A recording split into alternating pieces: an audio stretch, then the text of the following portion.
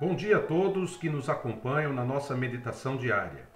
Hoje nós vamos examinar a parte Shin, ou Sim, né? É a mesma letra no hebraico, em que corresponde os versículos 161 a 168 do Salmo 119.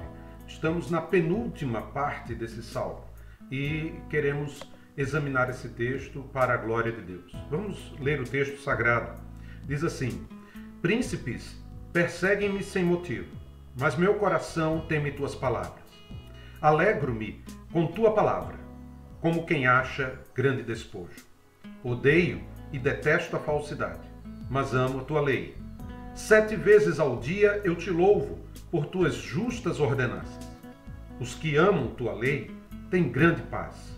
Ninguém os fará tropeçar.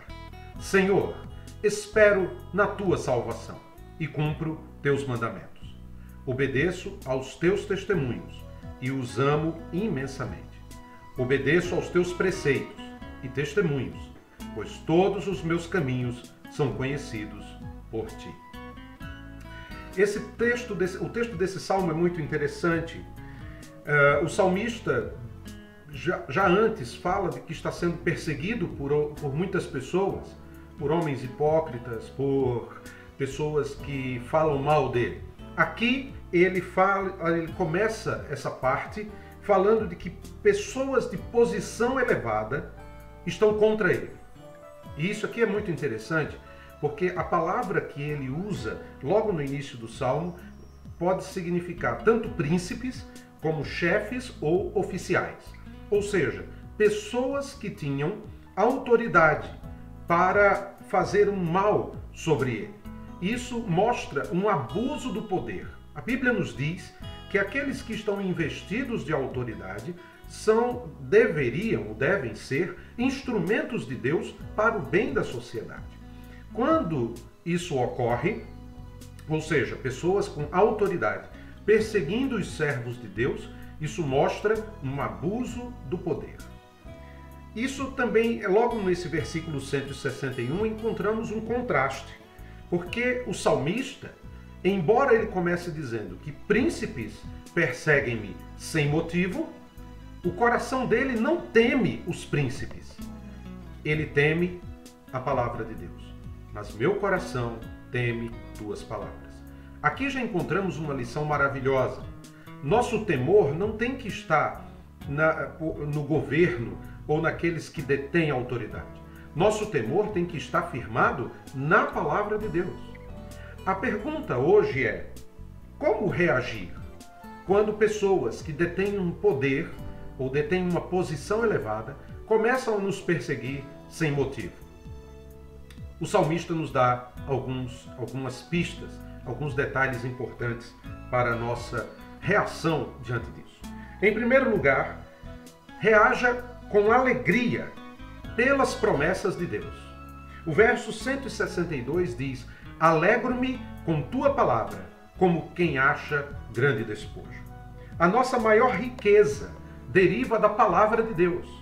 Aqui, quando ele utiliza essa expressão despojo, era uma linguagem comum do Antigo Oriente, quando após a guerra, os vencedores recolhiam para si não apenas a glória da vitória, mas também recolhiam todos os despojos como um triunfo ainda maior da batalha. Nossa maior riqueza está na palavra de Deus. Se temos vivido de modo íntegro, temos que nos alegrar com a palavra. Ela é a maior riqueza. Os homens, as pessoas não podem tirar de nós essa riqueza. Nós fomos comprados não com ouro, com prata ou pedras preciosas. Nós fomos comprados pelo sangue precioso do Filho de Deus. E a palavra de Deus tem as promessas de Deus para a nossa vida, de modo que a nossa maior riqueza provém da palavra. Em segundo lugar, como reagir?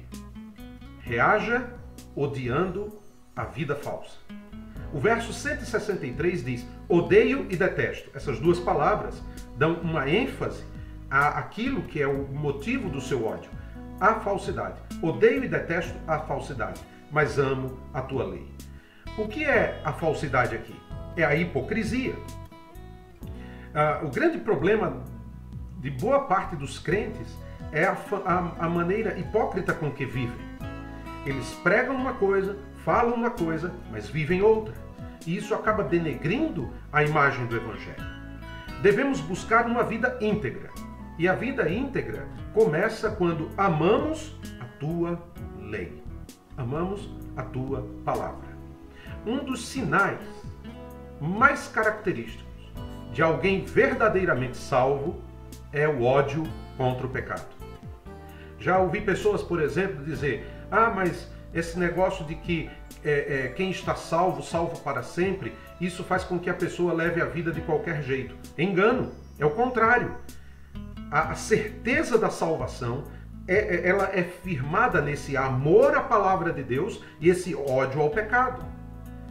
Como reagir diante da perseguição? Odeio o estilo de vida falso. Por quê? Porque, em geral, as pessoas pensam: eu tenho vivido de maneira íntegra, tenho buscado a Deus e estou sendo perseguido. Por quê? Salmo 73 explica isso muito bem. O sentimento que às vezes surge no coração humano. Mas o caminho não é fazer o que os outros fazem. O caminho é viver uma vida diferente. Odeie o mal, odeie o pecado, odeie a falsidade. Terceiro lugar, mantenha um espírito de louvor contínuo. Verso 164. Ele diz: 7 vezes ao dia eu te louvo por tuas justas ordenanças. 7 vezes aqui é uma metáfora para dar a ideia de completude, de algo contínuo. E o salmista exaltava a beleza da palavra de Deus. Ele é grato a Deus e ele adora a Deus pela palavra de Deus, que é viva, as justas ordenanças de Deus. Nós adoramos a Deus porque tudo o que Ele faz é justo e correto. Em quarto lugar, descanse sua consciência na paz de Deus. Verso 165. Diante da perseguição, às vezes, ficamos tentando achar alguma saída fácil.